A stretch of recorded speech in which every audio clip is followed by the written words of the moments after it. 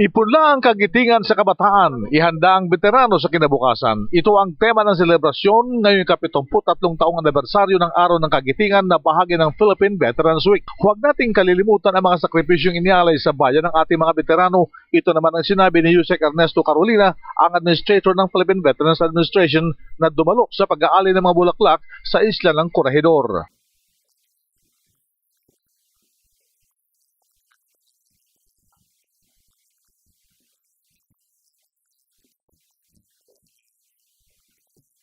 Sa kauna-unahang pagkakataon, ang panauhin naging tagapagsalita. Sa okasyong ito ay ang anak ng isang veterano ng ikalawang digmaang pandaigdig, ang dating BIR at Custom Commissioner at Board of Director ng Philippine Veterans Bank, Guillermo Willie Paraino, na kabilang din sa PMA Class of 1970.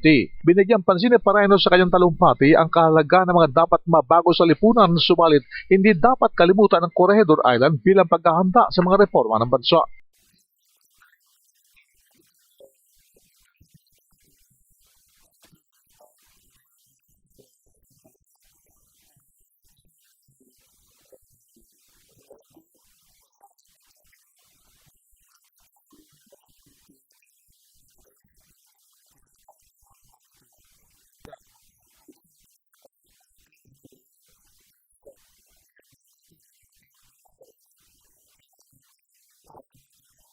Ang dating BIR at Customs Commissioner Guillermo Paraino Jr. Yan ang DCRH News, RH 911 Bing Formento naglilingkod sa pagbabalita.